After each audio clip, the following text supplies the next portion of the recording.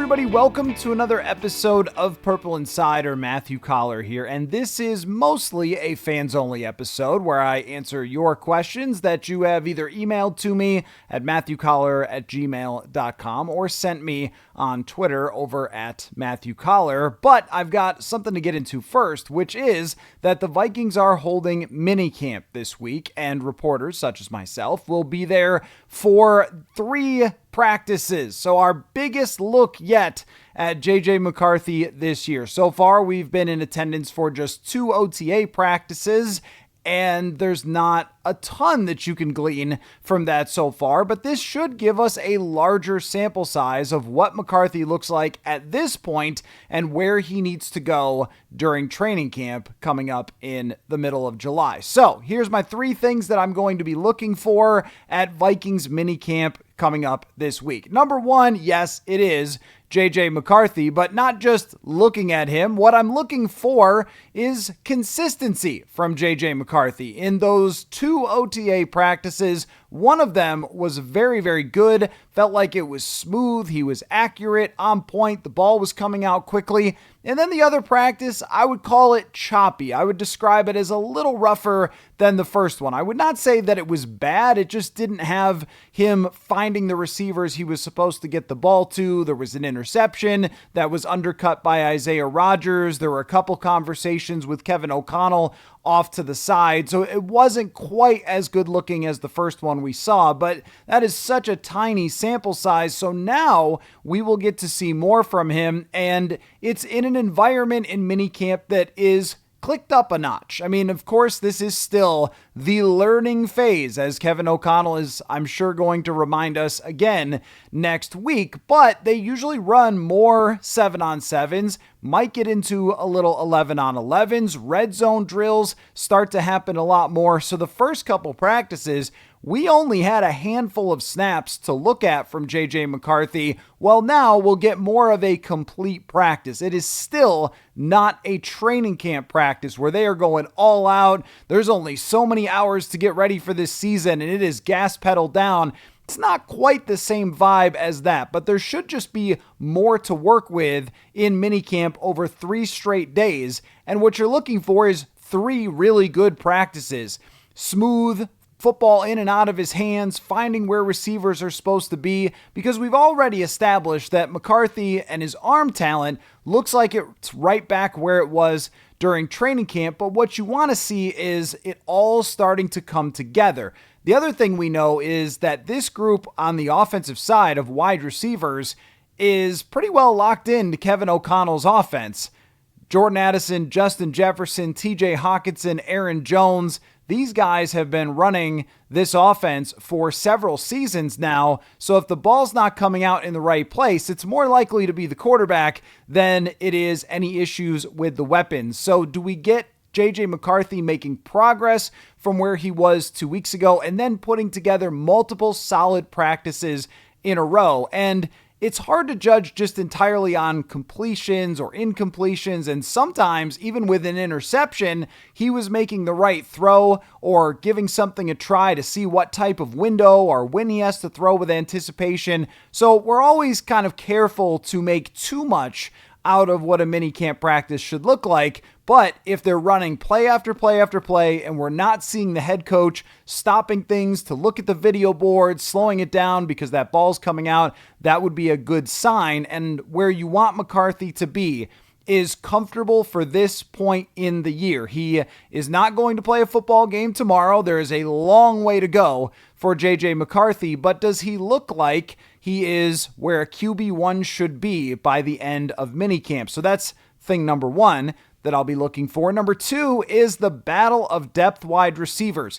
In previous years, somebody will pop in minicamp. Now, that doesn't always mean that they are the next Adam Thielen, the next Stephon Diggs or something, but oftentimes we'll get at least a little bit of a sense for, oh, okay, this guy might be the guy to watch. So I'll give you an example for this year of someone that I'm intrigued by a little bit, which is Jashaun Jones.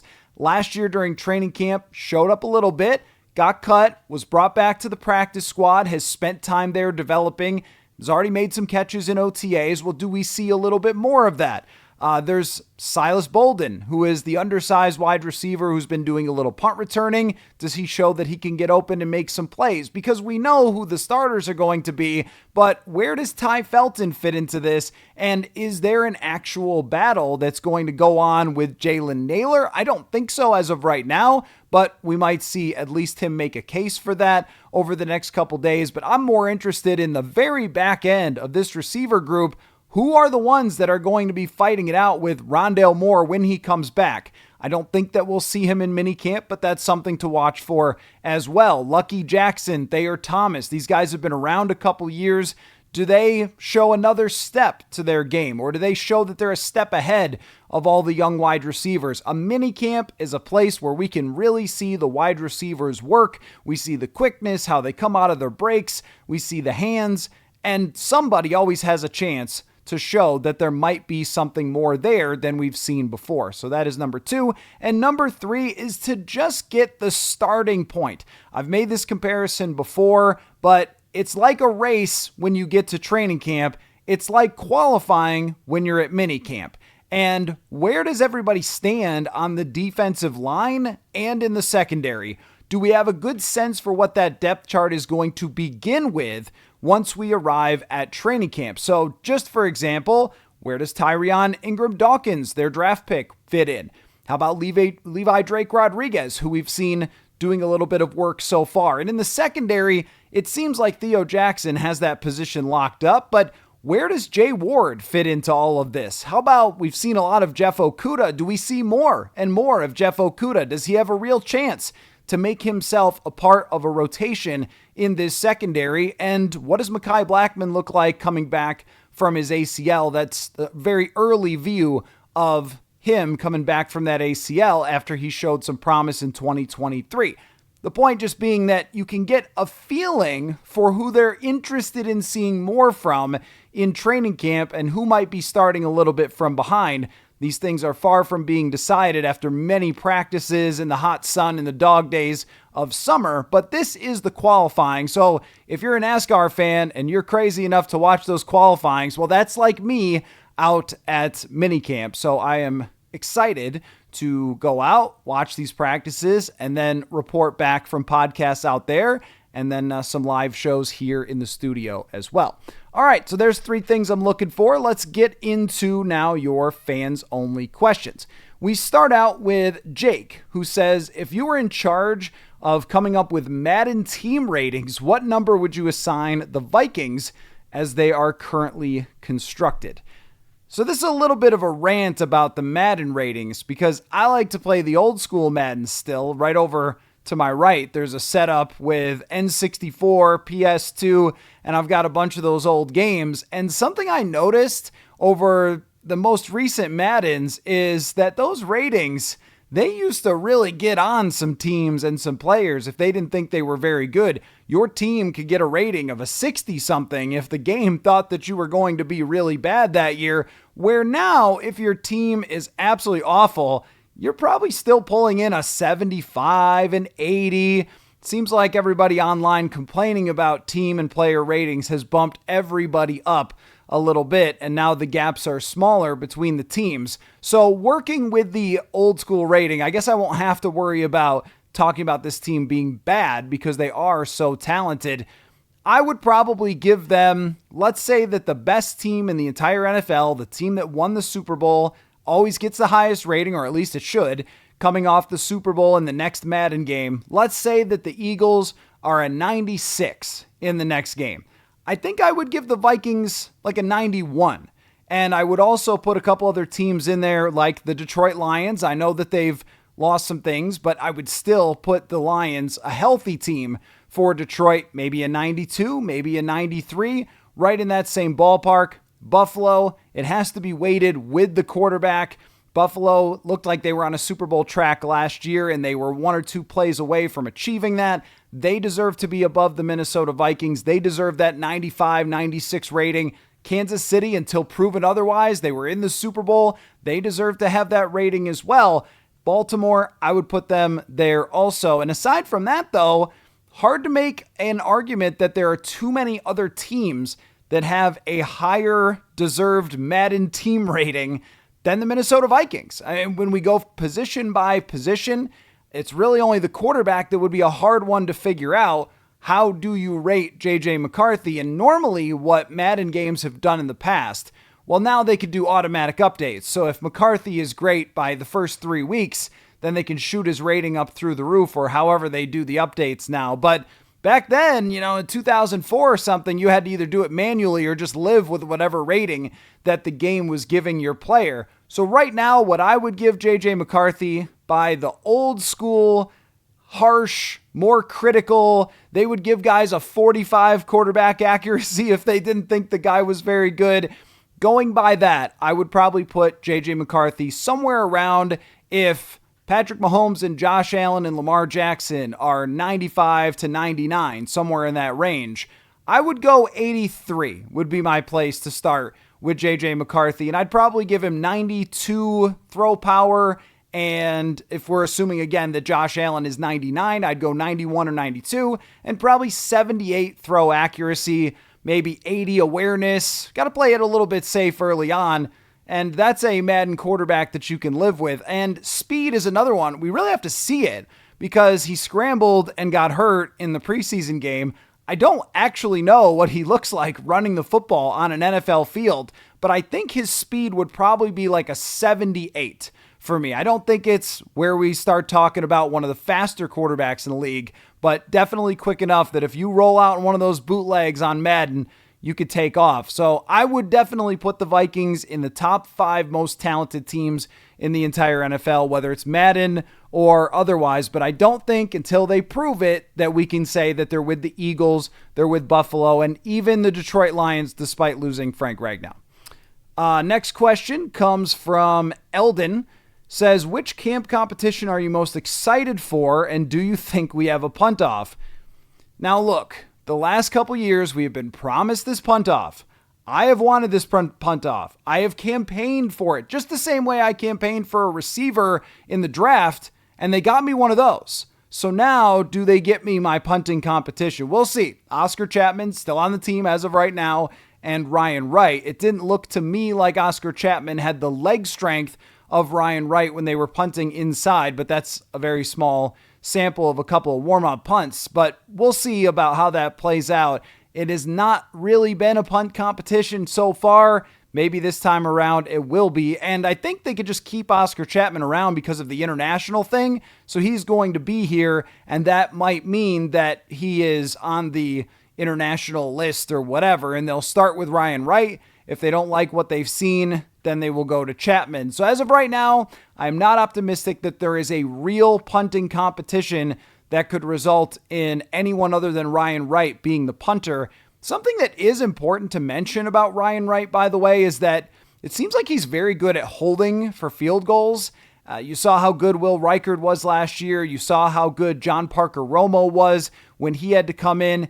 And if Ryan Wright is the 15th best punter in the league or 17th best punter, but he is really good at holding, I will take that over somebody who is a great punter, but might be a little more spotty. Remember, Matt Weil seemed like it was a little shaky every time he was getting that ball. It's more important what Will Reichard does, I think, than the ability to cough and corner for Ryan Wright. But I think that he's a fine punter and he can really boom it, but he's not going to be a sharpshooter when it comes to pinning the other team inside the 5 or something like that. You could do a lot worse. You could probably do a little better. I don't know if Oscar Chapman's going to win that job. That was not your question, but I am intrigued at least to see if we get that punter competition that you're talking about.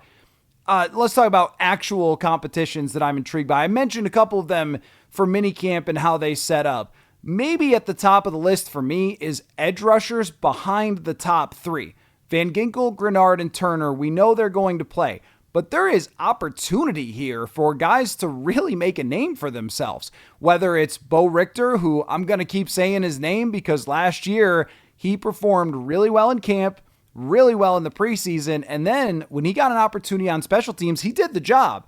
And you can always kind of go, it's just special teams. But if we look at the pipelines from the past, there have been plenty of players who have started out on special teams, shown that they can be top-notch there, and then they could play elsewhere. I mean, you're making plays out on an NFL field at a very high speed where you have to go tackle people, you have to beat somebody one-on-one. Like, these are all skills that translate to regular defense as opposed to just running down as a gunner or something and making a tackle. That doesn't always translate, but sometimes it does when somebody has potential. So Richter is on my radar. Also Gabe Murphy on my radar as well, as a guy who made a really good first impression, and then we didn't see him outside of one game against the Atlanta Falcons, and it was just one game, not much to take from that.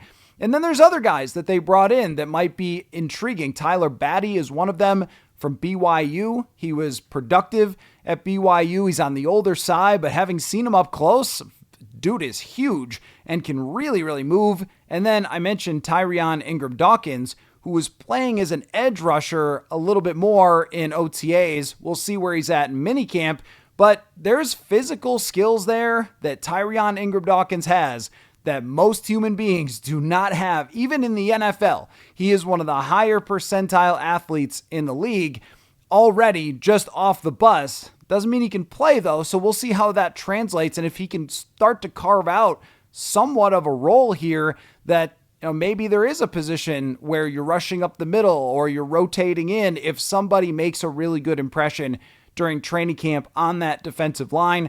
The backups for the defensive tackles, super interesting. Where does Levi Drake Rodriguez fit in? Where does Jalen Redmond fit in? He made a really good impression last year to the point where we're asking Brian Flores questions about him on a weekly basis because he was getting into the backfield on rundowns. Does he carry that over and win a job as a rotational player behind Javon Hargrave, behind Jonathan Allen, behind Harrison Phillips? I think they need that depth to continue to rotate in and out. And it seemed like Harrison Phillips was pretty excited about that when he talked to us about it the other day, about having those young guys who can fit in as well. But we've got to see him do it during training camp. So that's probably the area that is the most interesting to me, because when it comes to these competitions, all right, yeah, I am very interested in wide receivers. They're probably the easiest position to figure out from the sideline during training camp. But ultimately, whoever wins wide receiver 5 or 6, that person better not be on the field very much. I mean, maybe for the future, that's an interesting guy. But if you're the Vikings for this year, and if you're getting down to Silas Bolden, then things have gone very, very wrong with your top 3 wide receivers who should really never be leaving the field outside of maybe Jalen Naylor to rotate in for Ty Felton or Rondale Moore, both of those guys. But those competitions at the back end of the wide receiver group, even the cornerback unit, you have your Ambry Thomas, who's bounced around the league a little bit, and your Dwight McGlothern. Like, those guys, I'm interested. I really want to see how they develop. At the same time, those are not the guys who you necessarily want impacting your team at the end of the day. But I think the defensive line and the edge rusher backups, those guys could have a real impact if somebody emerges and makes a difference. So those are the positions I'm looking for most, even starting in minicamp and then going forward. All right, let's get into now some quarterback questions from folks. Jonathan says, over the next 5 years, considering current trajectories and opportunities, who would you rather have as your QB of the future, Caleb Williams or JJ McCarthy? I think that is a really difficult question to answer right now, because if you asked people in Chicago, I'm sure they would say, how could you not pick Caleb Williams based on the draft status, based on the raw talent? And we saw this at Chicago. It's undeniable the amount of raw talent that Caleb Williams has. And if it all comes together, if it all clicks, he can be an incredible quarterback. He can put his name up at the top of the NFL with the other great quarterbacks in the league, the Josh Allens, the Lamar Jacksons. Like, he has that type of raw talent. And I remember with Josh Allen that after his maybe second year, I was very skeptical. Like, oh man, is he ever going to be able to throw the ball well enough? Is he just kind of a running quarterback? Is he like a Vince Young that runs enough to win, but just can't really throw the ball accurately enough? And then something clicked with Josh Allen, and he became tied for the best quarterback in the league. I think we know, Mahomes with his Super Bowls, you can't take that away. Jackson, Allen, that's the big 3 in the NFL. That's from back in the day, your your John Elway, your Jim Kelly, and Dan Marino, or from more recently, like your Peyton Manning, Drew Brees, and Tom Brady. Those guys all needed development in their own way. So Mahomes didn't play his first year. Lamar Jackson's first year couldn't really throw the ball that well, and it took Josh Allen 3 years. So I would not want to call it right now and say Caleb Williams is dust. Now I have my concerns, which I have stated on the show, about just the way he leads and the excuses that he makes and things like that, or the excuses made for him, and telling reporters that he doesn't know how to watch film or doesn't want to play for the Chicago Bears. Like, all that stuff kind of makes you raise eyebrows, but he's still the most talented quarterback to come out of that class. And, Jaden Daniels has made his case for that as well, but he was the number one with a bullet for a reason in that draft class. So that makes it really difficult. But the thing about JJ McCarthy is, as a character fit, it feels so much better. It feels like the maturity, the dedication, and I don't want to say Caleb Williams doesn't have work ethic. I don't know Caleb Williams, but it's so clear with JJ McCarthy how bad he wants this, and his natural leadership capabilities, and his physical talent is still very, very high. I can't say that it's as high as someone like Caleb Williams. Otherwise, he would have been drafted at the same point as Caleb Williams. That's usually a judge of tools, and numbers is a big deal there in college, but raw tools is where you're drafted. That's what scouts are evaluating, is what is your upside. And I think Caleb Williams probably has the upside of being a quarterback like those three if everything clicks for him. I don't think the odds are super high of that, but if everything clicks, that could happen. Whereas I think with JJ McCarthy, if everything clicks, he is the type of quarterback that would be in the Matthew Stafford for many years with Detroit, or the Eli Manning, Phillip Rivers. That's if everything goes right. And these quarterbacks can absolutely win. But I don't think we would have said of those quarterbacks that they were on the same level as a Peyton Manning, for example, or a Drew Brees or a Tom Brady. So maybe a second tier type of really good quarterback if it all comes together. And that's just based on the raw physical talent and not being a total athletic freak show. He's not 6'6". He is not running a 4.2 40 or something like that. I can only imagine what Lamar Jackson would have run had he run the 40. So that's not to be down on JJ McCarthy. And I think quarterbacks like that can win a heck of a lot of football games, including the last two quarterbacks to go to the Super Bowl in the NFC. Jalen Hurts is not a perfect quarterback. Neither is Brock Purdy. And yet those guys have led great rosters, and the leadership, the consistency, the communication, seeing the football field. I think that the way I would phrase this of McCarthy versus Caleb Williams is McCarthy probably has a 70% chance of becoming one of those really good quarterbacks that gives you a shot every year to go deep in the playoffs if he's got a good team. Whereas Caleb Williams probably has a 15% chance of being great, but a much higher percentage chance of being Justin Fields, where, yeah, the guy can start and win you games, but he's not going to really take you anywhere because he's inconsistent. He doesn't see the field well. His accuracy is not what it was supposed to be. All of those things. So it's not one or the other. It's more of the odds are differently distributed, I think, between these two quarterbacks. But we are so far away from deciding, and I say this all the time. Go to a bar and ask some people, some football fans, hey, what do you guys think of Justin Herbert? And you'd probably get 7 different answers from 7 different people. We're not going to even be able to decide what we think of these quarterbacks this year unless one of them is just mind-blowingly awesome. Next question comes from Evan. If you are the Vikings front office, what type of contract are you signing Josh Metellus to? So this is a very hard question because looking at comparables for Josh Metellus is kind of tricky. He is half linebacker, half nickel, half safety. And when that happens, well, that doesn't add up exactly that math either. But when that happens, when someone is fully unique, that means that it's just harder to find comparables. And so I'm going to pull a guy up right now who is maybe the best comparable that I could find to Josh Metellus as I was thinking about this question, and that is Trayvon Moehrig, who plays for the Carolina Panthers.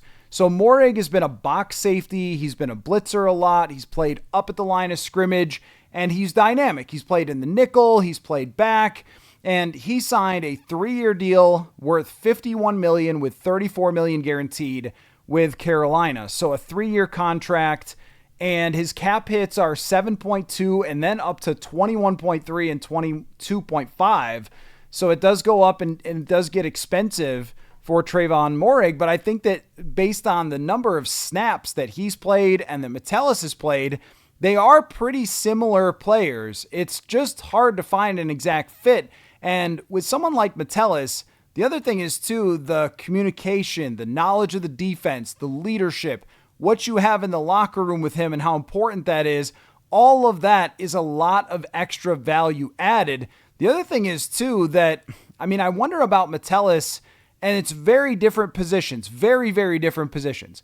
But if he looks at someone like Cam Bynum, for example, and says, well, that guy was able to make $15 million a year, so it's got to be more than that. Where do you want to put it? And again, that's a very different type of player and a different type of role. And I feel like the deep safety is more replaceable than the safety who's playing in the box, playing the nickel, outside corner if you need him. Not that you'd want too much of that, but linebacker last year, Josh Metellus basically had to play linebacker for a couple of weeks when Ivan Pace was out, and it was a straight-up linebacker position at 205, 210 pounds, whatever he weighed at that point. So he has a lot of talent and a lot of value for this defense. It is going to make things a little tricky down the road when they've spent so much money in free agency, and now they have to add more to that with an extension for Metellus. But to me, this is a guy you don't let get away from your organization, that you want a Metellus on your team for as long as he can possibly be here. So this would be a good time to work it out. And I think that 3 years, 51 is a pretty fair average annual value and a pretty fair comparison to somebody like Trayvon Morig. So we'll see how that ends up playing out. I think, by the end of minicamp, maybe we get an extension for Metellus, or, they haven't done it as much in the KOC era, but it used to be a Rick Spielman thing that every time we'd start training camp, there would be a player who got an extension. I think the Vikings know how important he is to this team and this leadership going forward, and they will make that happen. They've already done that for a few key players, Andrew Van Ginkel, and don't forget that Harrison Phillips signed an extension last year as well. So I'm confident that they'll do it. When and how much might take some figuring. We'll see how that goes. Okay, this question comes from Adam. Says, hey Matthew, mailbag question. Watching NFL highlights from last season, noticed that Justin Skol is getting destroyed for 4.5 sacks by Aiden Hutchinson. Given Christian Darrisaw's rehab and Skol at left tackle and OTAs, he's likely to potentially start 3 to 5 games early next season against Sweat, Montez Sweat, TJ Watt, Myles Garrett, and Trey Hendrickson. We'll see about that. Could it be a big issue in trying to get off to a positive start before the toughest stretch begins? So a few things about that. We don't know if Justin Skol is going to start 0 games or 3 or 5 games. So you're penciling him in for 3 to 5, but we really don't know where Christian Darrisaw stands. And tearing your ACL in the middle of the season last year, it puts you right on the borderline of being able to start the season. So I remember we've seen the extremes from this, right? We saw Delvin Cook in 2017. He tore his ACL, I believe, week 4, and he was able to come back for the beginning of the season the following year. In fact, he was in preseason, and his first handoff went for a touchdown, and then we said, okay, I think that Delvin is back from his ACL injury. And then TJ Hawkinson last year, it was toward the end of the season. So we can reverse engineer a little math here, that it was, I believe, week 16 or maybe 17 that Hawkinson tore. I think it was 16 that he tore his ACL against Detroit in 2023. And he came back week 8 or maybe 9. So if we subtract, what you end up with is Christian Darrisaw, if these are similar injuries. I don't know all the details. I haven't seen medical reports for Darrisaw, but if it's a similar recovery, that puts him right around the beginning of the season. Doesn't have to be 3 to 5 games, but it absolutely could. Some of the guys you mentioned, by the way, do rush off the right side. I think that Montez Sweat tends to rush off the right side more. I know that TJ Watt does. TJ Watt does not almost ever rush over the left tackle. Myles Garrett, though, if still he's not playing when they get to Myles Garrett, then that's very concerning. If he's not then we're talking about almost an entire year for missing for an ACL injury. I think he should be back by then. And who else did you mention? We'll see if Hendrickson is even playing for Cincinnati at that point. So, it's kind of a murderer's row, but it's also kind of not. And Atlanta, who's Atlanta got? We don't know what James Pierce can do. I think with any position like this, even think about when Justin Jefferson went out for a couple games, they were able to survive. And as the games went on, it became harder to survive without Justin Jefferson there. That's kind of how backups work in the NFL. You're always going to go into games with somebody that you didn't plan on starting. So you can, the Rashad Hill theory, call it the Rashad Hill theory. Rashad Hill as a starter over 17 games is going to get exposed. But Rashad Hill over 4 games can hold it down and be okay. And I think that that's probably the same for Justin Skol. And I know you're saying he got beat by Aiden Hutchinson. That is Aiden Hutchinson. He is one of the best players in the entire league. And yeah, they have some of the better ones, but every week you're facing someone. I don't know. Last year we saw against Chicago where David Quessenberry was able to hold up for a single game. I don't think that it takes apart their chances to be good early in the season, but it is something you're going to have to deal with if Darrisaw isn't ready to play. You game plan a little bit different. You have Josh Oliver in, helping out on that side a little more because TJ Hockenson really can't do that, and they'll have to work around it. But overall, last year, even despite the game that you were watching, Justin Skol had a 66 point something PFF grade as a pass blocker. If he does that again, that's okay. That's manageable. What you can't get into, and Darrisaw is always, mid-80s, like elite, but 66 will hold it down. He'll allow some pressures. He'll get beat sometimes, and you have to work around that. But what you can't have is the TJ Clemmings where the just wheels come off and the guy can't do it. And that's why you go and get a Justin Skol veteran, because you know that he sets a certain baseline. You know what his strengths and weaknesses are because you have a sample size of him playing and you can work through it. It's a concern for sure, but I don't think that it's, oh no, JJ McCarthy is in deep trouble for the first few teams. Cincinnati's D-line overall is not that terrifying, and Chicago's I don't think is that scary. I don't think Atlanta's is. So if you're going to miss Darrisaw, this would be the time to do it, as you mentioned, before you get into some really freakish and scary teams. All right, next one here from Robert S. says, seemed like when we played him last year that Jordan Mason is an absolute beast, but at times you seem skeptical that he'll be a real game changer. Can you tell us why?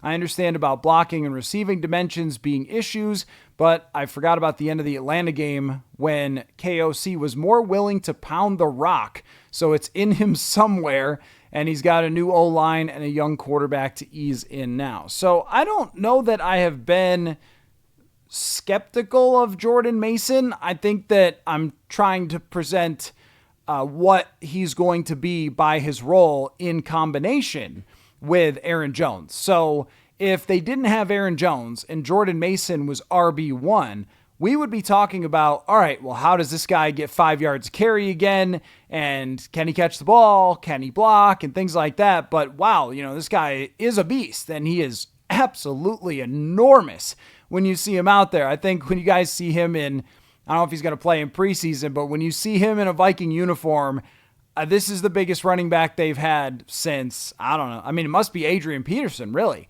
as far as size-wise goes. He is huge. That will stand out right away, how he can break tackles, how he can plow forward.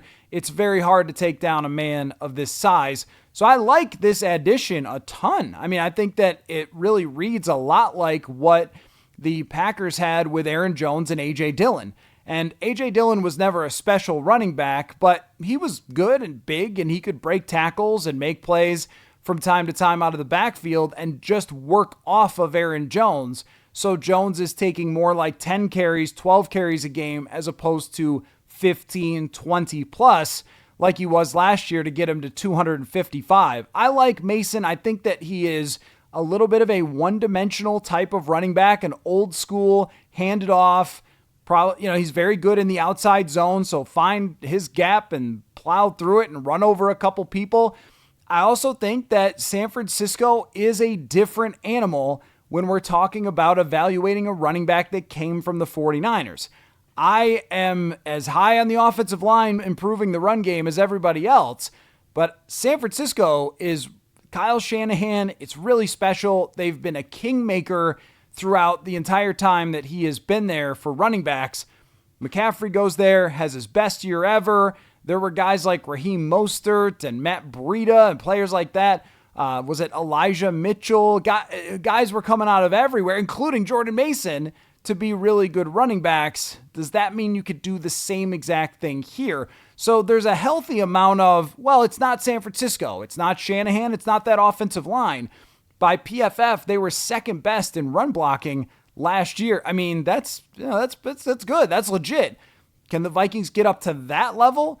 And also, I mean, I'm with you about the Atlanta game at the end.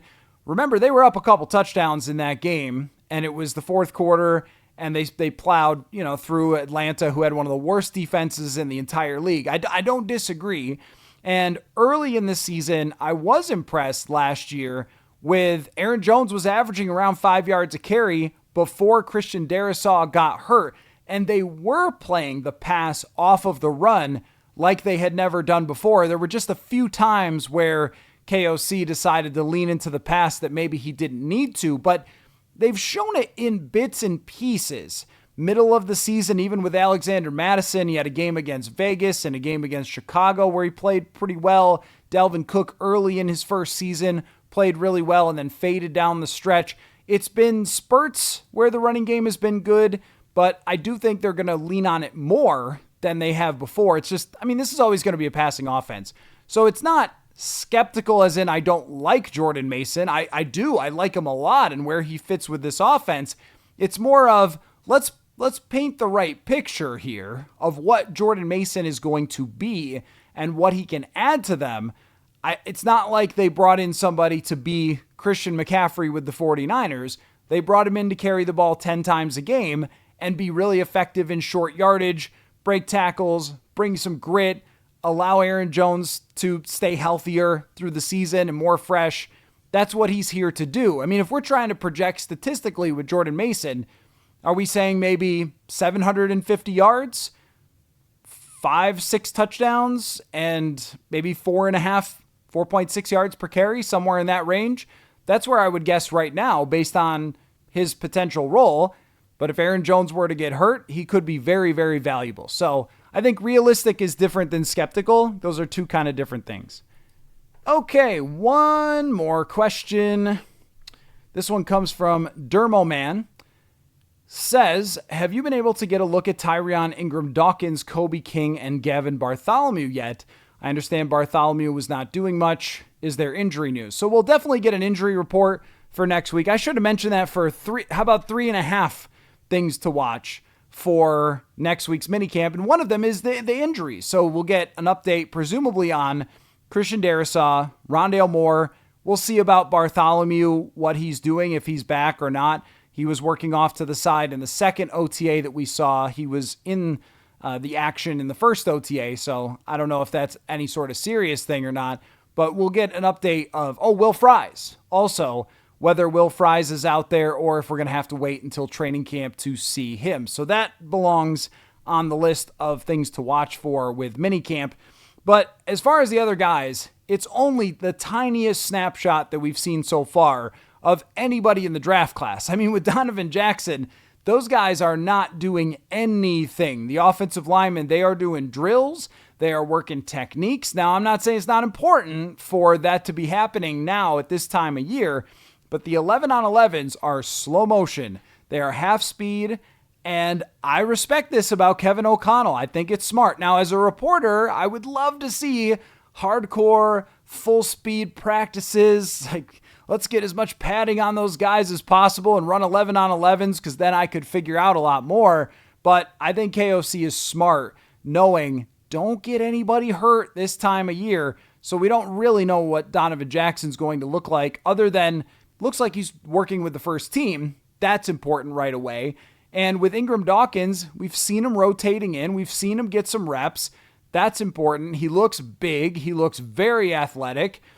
Again, very tough to say. And Kobe King, the only thing I say about Kobe King is he's the biggest linebacker they've had in a long time. He is a lot of dude there, and he was quick enough to run down people sideline to sideline in college. I think there's potential there for him to be in a run-stuffing role right away, and then special teams too. But for this draft class, we're really going to have to wait until training camp before we can see these guys. And then, but we'll get there, folks. We will get there, and we'll have a lot of fun along the way. So feel free to shoot me an email or a DM with any of your questions if you want them on these fans-only episodes. Very excited to get back out there for a couple more practices and the typical live shows. Might even mix another one in just for the heck of it. So make sure you get a chance to join those. And for the written side, purpleinsider.football, I have plans to go back and watch J.J. McCarthy's one and only preseason start to refresh my memory of what that looked like. I'm going to do that for the newsletter. So purpleinsider.football, go check that out there. All right. Thanks everybody for watching another episode and listening, and we'll catch you all soon. Football.